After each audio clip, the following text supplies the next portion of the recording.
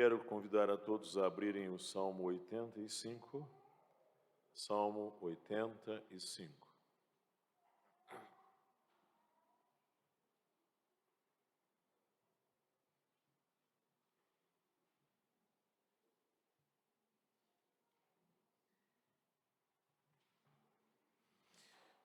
Mantenha aberto, porque vou fazer a leitura gradativa na manhã de hoje. Se você puder, considere o privilégio de ter o texto bíblico aberto enquanto a exposição será feita. Salmo 85.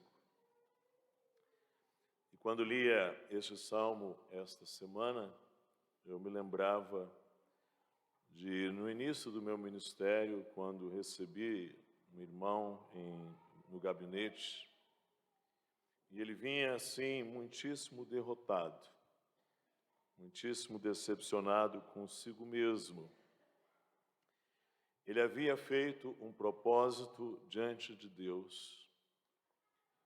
E ele era alguém que tinha uma consciência muito sensível. E ele havia caído, quebrado esse propósito que ele havia feito diante do Senhor. E estava muitíssimo desencorajado. Estava triste, decepcionado consigo mesmo. E ele disse algo mais ou menos assim. Ele disse-me: eu busquei me aplicar ao máximo, mas novamente fraquejei. Tenho até vergonha de voltar diante de Deus e pedir perdão. Tenho vergonha de retornar à presença de Deus.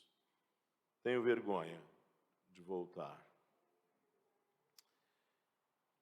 E neste salmo aqui, 85, a ideia de voltar, de retornar, é muito proeminente, é muito forte. Nós estamos no último domingo do mês, aliás, no quarto domingo do mês, dedicando ao livro 3 dos Salmos, que são os Salmos de 73 a 89. E eu chamei essa série de exposições de O Coração do Levita, porque estes são salmos, em sua maioria, compostos pelos levitas. E agora estamos diante deste Salmo 85, que, aliás, é um salmo lindíssimo, que espero minimamente fazer alguma justiça mínima que seja a beleza dele. Ele é um dos salmos dos filhos de Corá, que eram porteiros do templo, que eram músicos levitas. E palavras ou ideias bem destacadas neste salmo são restauração, a ideia de restaurar, de restabelecer, de perdão, de salvação, de vivificação. E há tempos assim neste salmo. E o primeiro tempo é o passado. Ou seja, Deus já retornou para o seu povo e fez o seu povo retornar. Deus já fez. Então você pode ver aí os versos de 1 a 3. Favoreceste, Senhor, a tua terra. Restauraste a prosperidade de Jacó. Perdoaste a iniquidade de teu povo. Encobriste os seus pecados todos. A tua indignação reprimiste a todo. Do furor da tua ira te desviaste. Ou seja, o salmista está dizendo: Senhor, tu já nos perdoaste muitas vezes. Ele diz aí: o Senhor favoreceu a tua terra, o Senhor já restaurou a propriedade, a prosperidade deste povo, o Senhor perdoou a iniquidade deste povo, o Senhor encobriu os pecados. O Senhor, da tua indignação, reprimiu-a, e do furor da tua ira te desviaste. Essa é uma expressão muito interessante. A ideia de desviar aqui, melhor traduzido no original, seria tornar atrás. Ou seja, o Senhor tornou atrás do furor da tua ira. Por isso que as versões em inglês dirão turn back, voltar atrás. O Senhor voltou atrás do furor da tua ira. Tantas vezes Deus fez isso lá no passado. E agora Ele vai para o presente. Ou seja, faze-nos voltar outra vez. Que Deus faça de novo. Vejam os versos de 4 a 7. Restabelece-nos, ó Deus da nossa salvação, e retira de sobre nós a tua ira. Estarás para sempre irado conosco. Veja aí essa observação, né? Estarás para sempre irado contra nós. Prolongarás a tua ira por todas as gerações. Porventura não tornarás a vivificar-nos, para que em ti se regozije o teu povo? Mostra-nos, Senhor, a tua misericórdia e concede-nos a tua salvação. A linguagem aqui é mais ou menos assim. O Senhor lá atrás já o Senhor voltou atrás na tua indignação, o Senhor já voltou atrás. Então, torna novamente, faze-nos agora voltar outra vez, que Deus faça de novo, ou seja, assim como já nos perdoaste no passado, perdoa de novo. E o verso 4 ele diz: restabelece-nos, ó Deus da nossa salvação. Aqui, na língua original, o verbo restabelecer é o mesmo verbo desviar do verso 3, ou seja, desviaste a tua ira, voltaste atrás da tua ira, e agora, volta-nos, ó Deus, essa é a ideia, é o mesmíssimo verbo na língua original. Turn back, volta atrás. Em hebraico, o verbo desviar, então, do verso 13, é o mesmo restabelecer do verso 4. O que se tem aqui é um jogo de palavras, joga-se com a ideia de voltar. Ou seja, Senhor, como o Senhor voltou atrás da sua indignação, da tua ira, faze-nos voltar, faze-nos regressar. Essa é a ideia. Então, ele está dizendo, o Senhor vai manter a sua ira sempre conosco, porque o que temos é um Deus irado conosco, é um Deus que nos perdoa, não é isso? Porventura, diz o verso 6, não tornarás a vivificar-nos, para que em ti se regozije o teu povo. Mostra-nos, Senhor, a tua misericórdia e concede-nos a tua salvação. Esse é o presente. Ele pede, Senhor, assim como já nos perdoaste no passado, perdoa-nos de novo. E aí tem aqui um terceiro tempo que eu chamo de futuro do presente, que é uma promessa. Ou seja, o salmista agora, que ele viu que Deus perdoa no passado, ele pede a Deus que perdoe, que volte novamente. Ele percebe que Deus está a caminho de voltar-se novamente para nós, quando a salvação está próxima. É o que ele diz nos versos 8 e 9. Ele diz assim, escutarei o que Deus, o Senhor, disser, pois falará de paz ao seu povo e aos seus santos, e que jamais caiam em insensatez.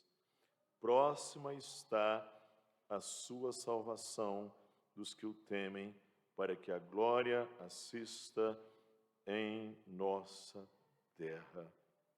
Aqui ele está aguardando as boas palavras do Senhor. Ele diz no verso 8, há um aguardar das boas palavras do Senhor. Escutarei o que o Senhor disser, pois falará de paz ao seu povo. Aqui, irmãos, é que a bênção, por assim dizer, ela é sempre antecedida da boa palavra. Uma realidade boa nas Escrituras, ela é sempre antecipada na boa palavra. Ou seja, todas as vezes que Deus quer trazer uma realidade boa, com isso, antes, Ele traz uma palavra boa, antes. Isso é, na verdade, a essência de toda a comunicação da revelação de Deus, desde o 2º versículo da Bíblia, quando diz, e disse Deus, haja luz e houve luz. Ou seja, bênção é falar bem. É quando Deus traz a sua boa palavra e Ele nos abençoa. E esta palavra boa de Deus, ela traz uma realidade bem-aventurada nova. E é assim que Deus faz. Ele nos abençoa mediante sua palavra e essa palavra produz em nós a verdade, a realidade que Ele almeja. Ele diz no verso 8, que jamais voltem, veja, o mesmo verbo, esse é o verbo que se repete o tempo todo, que jamais voltem a cair, diz aí, não é? Que jamais caiam em insensatez, essa é a ideia. O mesmo verbo, voltar atrás, regressar, que jamais voltem a cair. Sabe por quê? É que a palavra de Deus tem um poder de cura da insensatez. Ela tem um poder de cura. E aí ele diz, o Senhor vai falar e vai trazer paz. Falará de paz. Paz aqui é shalom. Na língua hebraica, shalom. Ou seja, o que é isso? É quando o Deus da aliança restaura o seu relacionamento íntimo com o seu povo, o resultado é shalom. Todas as vezes que Deus restaura a sua convivência, a sua comunhão íntima com o povo da aliança, o resultado é paz, shalom. Então, o que você tem na Escritura? Um relacionamento íntimo com Deus traz a paz, shalom. E é interessante aqui, você tem uma outra observação interessante que pode ser feita, é que no verso 7 ele diz, mostra-nos, Senhor, a tua misericórdia. A palavra misericórdia, e no verso 8 ele diz, falarás de paz aos teus santos. E que misericórdia e santos tem a mesma raiz na língua original. Ou seja, é a mesma ideia. Ou seja, tem a mesma ideia. A ideia aqui é a santidade, ela é antecedida pela misericórdia de Deus. Ou seja, a nossa realidade enquanto santos separados, ela é precedida deste ato misericordioso de Deus. E assim ele está vendo a salvação a caminho e seu futuro do presente. E o último tempo é o futuro perfeito, consumado, em que Deus se voltou para nós e nós regressamos. Ou seja, quando a salvação chegou. Esse é o futuro perfeito que está nos versos 10 a 13. Encontraram-se a graça e a verdade. A justiça e a paz se beijaram. Da terra brota a verdade. Dos céus a justiça baixa o seu olhar. Também o Senhor dará o que é bom, e a nossa terra produzirá o seu fruto. A justiça irá adiante dele, cujas pegadas ela transforma em caminhos. Isso aqui é o futuro perfeito, consumado.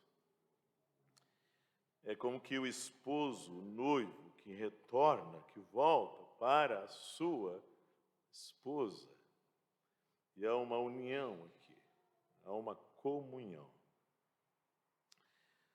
No início do meu ministério, eu pastoreei um irmão, ele já tinha mais de 80 anos, E ele era veterano.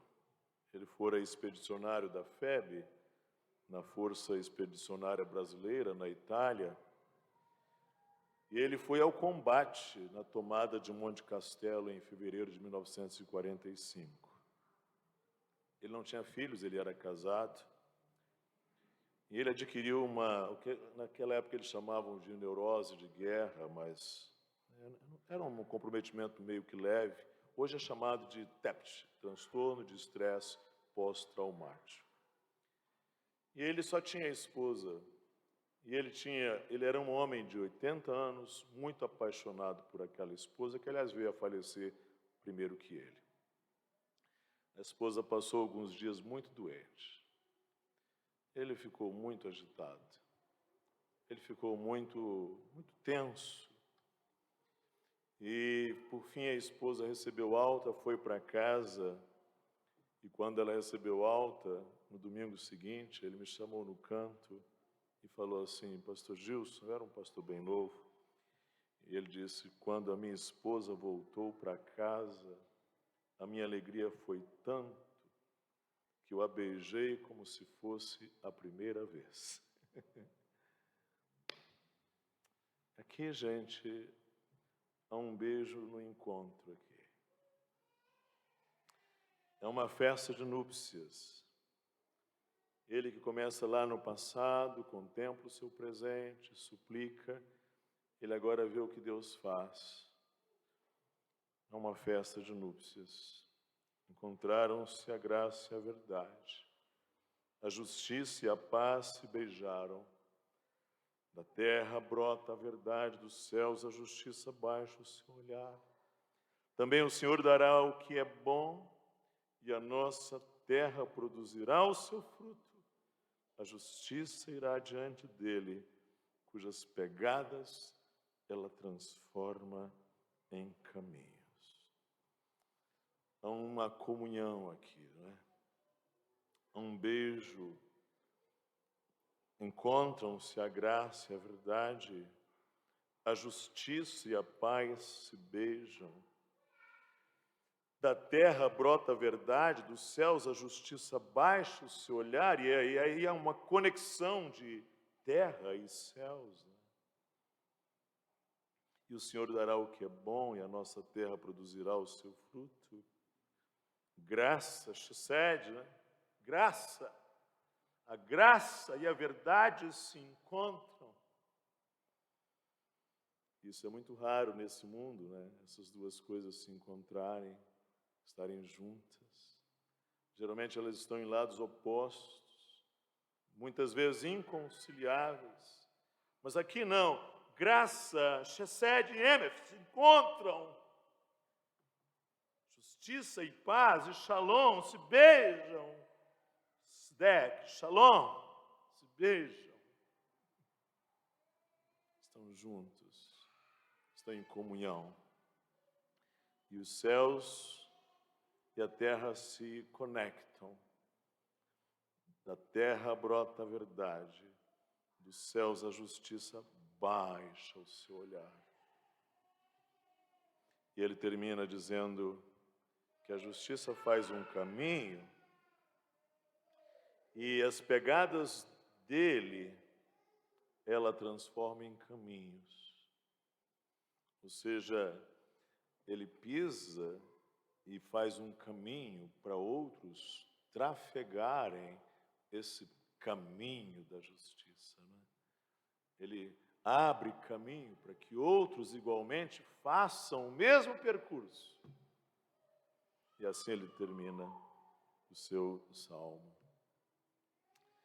Sabe, irmãos, o Senhor Jesus Cristo, ele fez uma súplica, nos ensinou a fazê-la na oração chamada dominical. Ele disse: e perdoa-nos as nossas dívidas, assim como nós temos perdoado os nossos devedores. E aqui o levita pede perdão. E ele pede graça. Ele pede graça ao Senhor. Como já nos perdoaste no passado, como já nos restauraste no passado, restaura-nos mais uma vez, volta atrás mais uma vez e faz-nos voltar mais uma vez. E às vezes a gente se pergunta, quantas vezes Deus perdoa?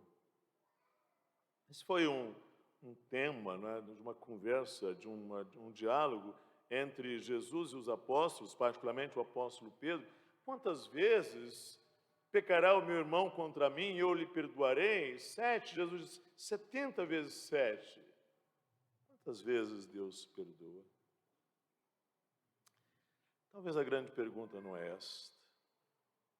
Talvez a grande pergunta seja, até quantas vezes você se arrepende?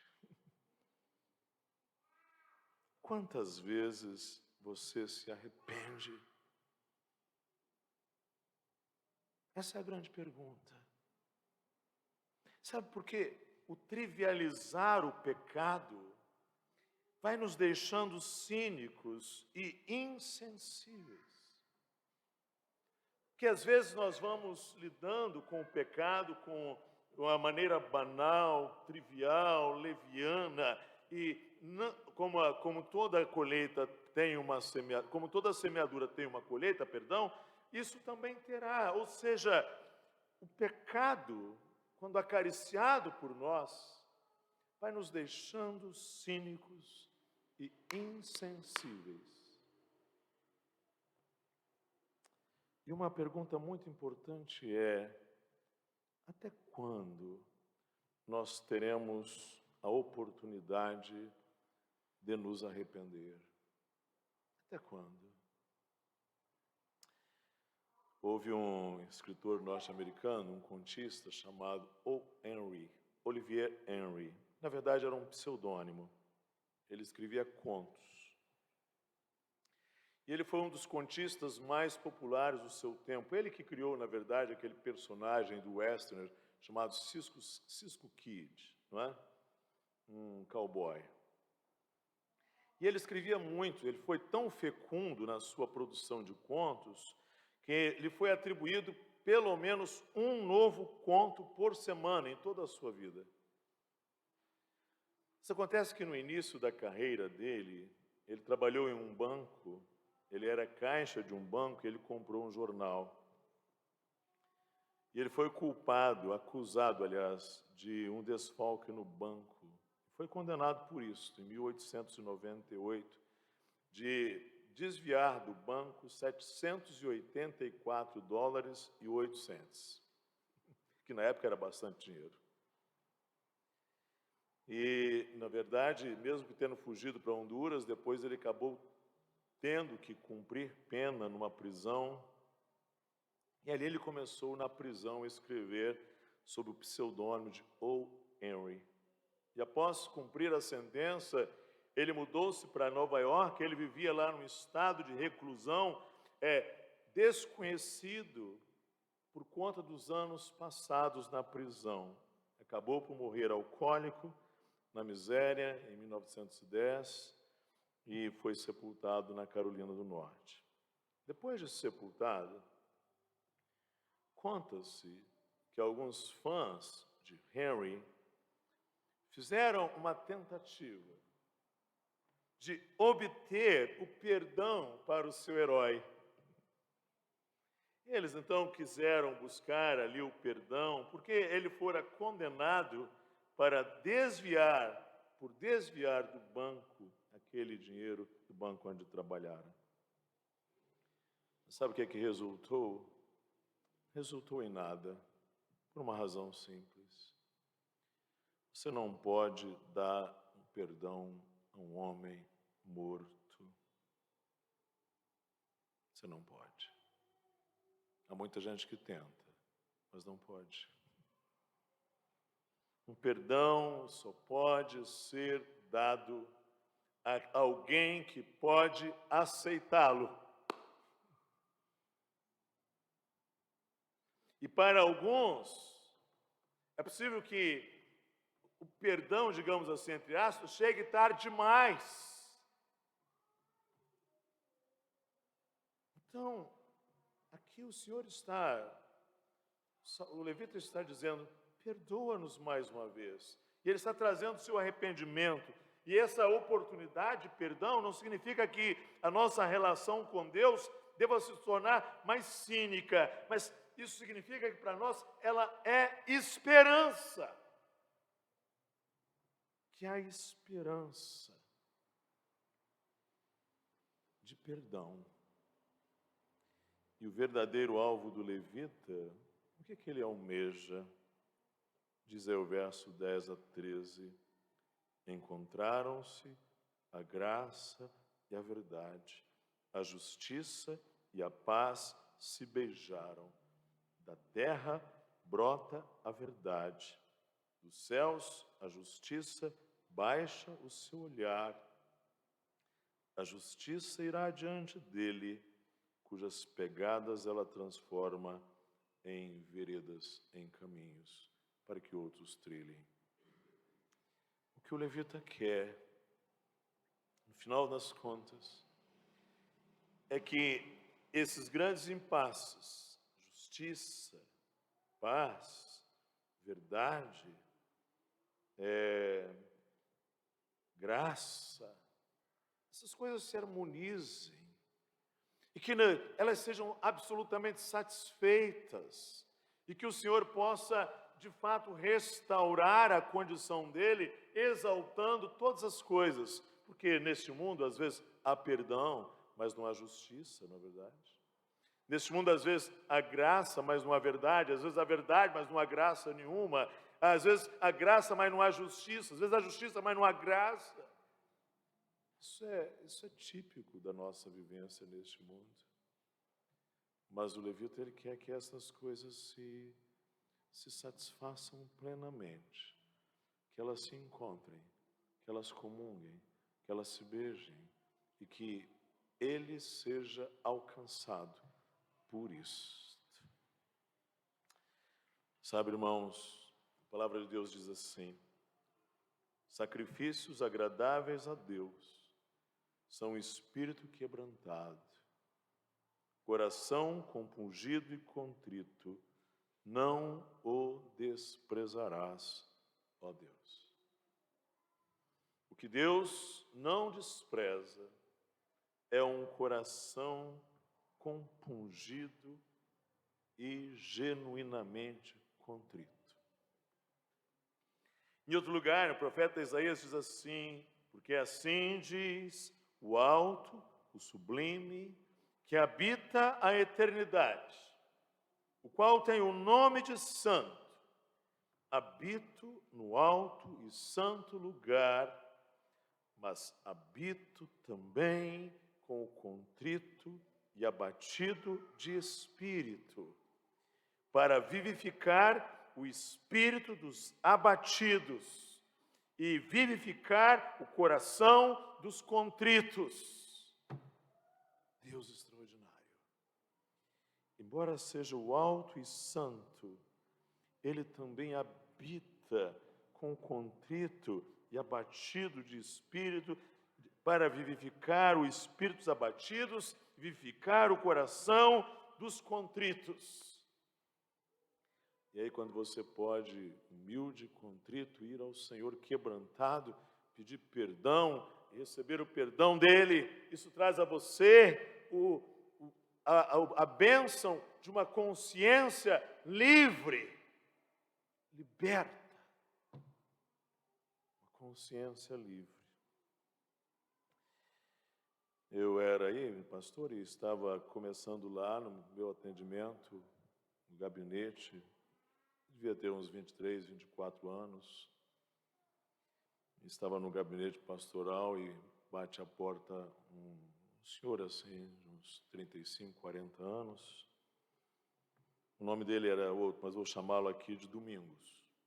Ok. E ele veio conversar comigo, ele trazia aquelas canetas que ele vendia, porque ele fazia um artesanato. Antigamente tinha umas canetas que usavam uns fiozinhos, umas coisas assim, e ele preparava aquelas canetas e ele vendia. A história dele era uma história terrível. Esse domingo ele foi preso por latrocínio no Rio de Janeiro. Assalto a banco, ele assaltou alguns bancos e depois, num dos assaltos, cometeu um homicídio. Ele ligou-se a uma guerrilha política e eles faziam assaltos a bancos para promoção financeira daquela guerrilha política. E nós conversamos, ele passou a frequentar a nossa igreja durante um bom tempo, até que se mudou para o estado do Espírito Santo. E ele me contava, sempre que ia ao gabinete, as experiências bárbaras que ele passou no presídio da Ilha Grande.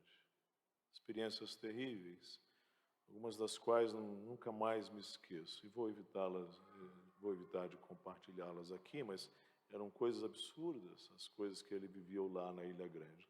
Coisas absolutamente desumanas, quase que uma sucursal do inferno era o presídio da Ilha Grande. Mas tem uma coisa que ele sempre me dizia. Ele me dizia, se não fosse a convicção do perdão de Deus, eu teria uma consciência atormentada pela vida inteira. Se não fosse a convicção do perdão de Deus em Cristo, a minha consciência seria eternamente atormentada. Sabe, irmãos, para ter uma consciência liberta, é preciso ir à cruz e ali suplicar o perdão de Deus. Você não pode ir para frente, deixando as coisas de lado, jogando a sujeira debaixo do tapete, não enfrentando, não confrontando-se com o seu Criador, não confrontando-se com o Pai das alturas, não confrontando-se com a cruz de Cristo. Você não pode ir adiante assim. É preciso pedir que graça e verdade se beijem, que justiça e paz se encontrem, que céus e terra se conectem. Isso em você. Quando nós cremos, nós somos justificados, isso é posicional. Nós estamos colocados em Cristo por posição, em definitivo. Somos justificados. Mas nós temos um caminho aqui neste mundo, que os teólogos chamam de santificação, que aliás o escritor aos Hebreus diz, sem a santificação ninguém verá a Deus. E nesse processo de santificação, eu preciso ir ao Senhor constantemente em súplica de perdão, suplicando que o sangue de Cristo me perdoe e ao mesmo tempo me lembrando de que a minha salvação, justificação está posta em Cristo.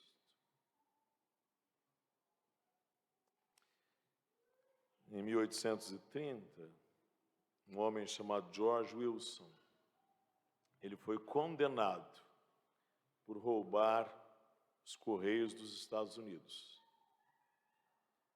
Ele foi sentenciado à forca. Na época era presidente Andrew Jackson, e Andrew Jackson emitiu um documento de perdão para o Wilson.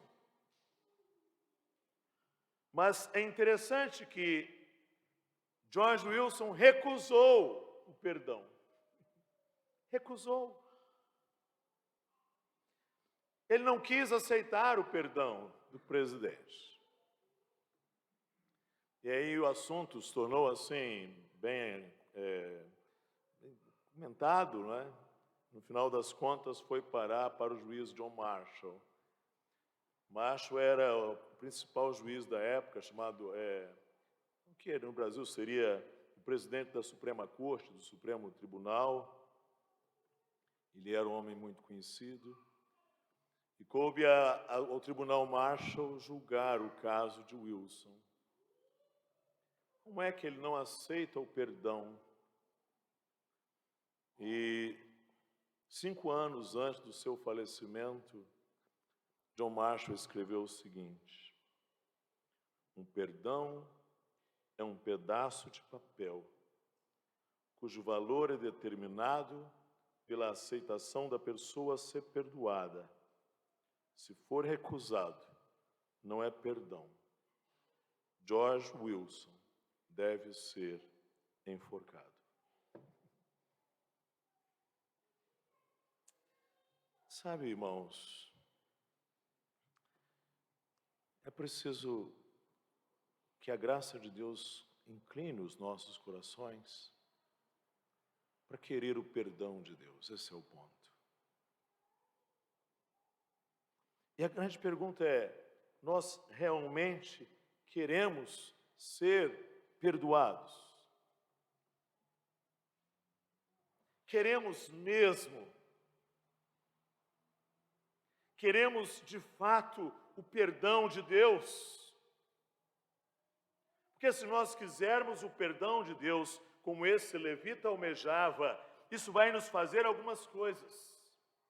Isso vai nos levar a um humilde reconhecimento de que nós somos pecadores, de que nós temos cometido os nossos pecados e afrontado a santidade do nosso Deus, de que nós temos realmente com os nossos pecados afrontado e entristecido o Espírito Santo de Deus. Isso vai nos levar à convicção de que o nosso Pai Celestial tem olhado para nós com tristeza por causa dos nossos pecados. E nós vamos dizer: Pai, pequei. Senhor, tenho pecado. Porque quando nós desejamos de fato o perdão de Deus, nós reconhecemos o quão pecadores nós somos.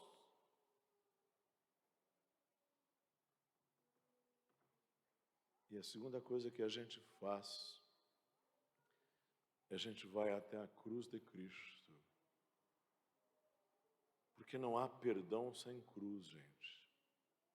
Não há perdão sem Cristo. É por isso que o salmista diz aqui: encontraram-se a graça e a verdade, a justiça e a paz se beijaram. Todo mundo sabe, todo cristão sabe onde isso aqui se cumpriu. Isso se cumpriu na cruz de Cristo. Ali é o lugar perfeito, em ti concilia-se a santa justiça, que não pode a culpa deixar sem castigo, com a compaixão que por graça recebe e exime de culpas o réu pecador. É em Cristo que na cruz essa graça e essa verdade e essa justiça e essa paz se beijam. É ali, irmãos, que da terra brota a verdade e dos céus a justiça baixa, e há essa comunhão de céus e terra, ou aqui, a saber, de terra e céus. É na cruz que há esse encontro da terra e céus, essa comunhão de terra e céus. E é por ele que a justiça transforma as pegadas dele em caminhos, para que outros possam trilhar por esse caminho de justiça. A justiça irá adiante dele. Senhor, justiça nossa, cujas pegadas ela transforma em caminhos. E que graça extraordinária é nós podermos trilhar esse caminho cujas pegadas de Cristo transformaram em justiça. A justiça transforma as pegadas dele em caminho. A graça o Chesed, e a verdade o Emes, e a justiça o Sedec. Isso se satisfaz na cruz de Cristo. Lembra o propiciatório, lá no santo lugar, no templo. Ali há uma satisfação plena da justiça, da graça e da verdade. Se você quiser perdão de fato, você precisa vir à cruz de Cristo. Você precisa curvar-se diante de Cristo.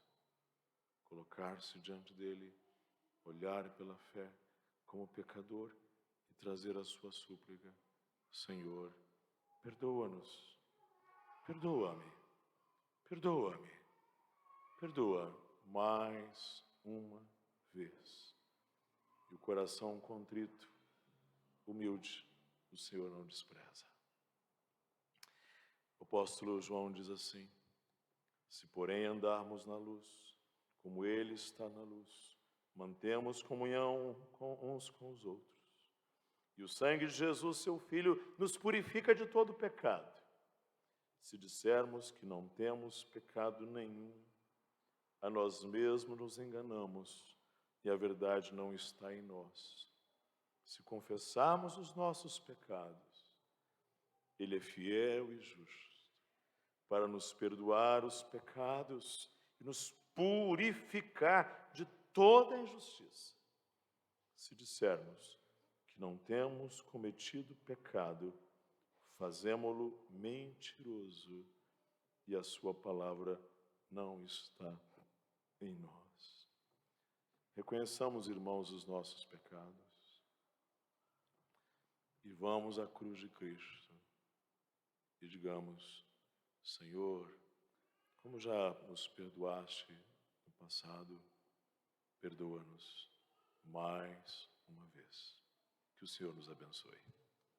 Vamos orar? Senhor, reclina para nós o teu ouvido. Não nos trate consoante os nossos pecados. Traz ao nosso coração o genuíno arrependimento. Leva-nos, Senhor, para junto da cruz de Cristo, em contrição, em quebrantamento. Liberta as nossas consciências da acusação do maligno e perdoa-nos os nossos pecados, com os quais ofendemos a bondade e santidade do Senhor. Amém.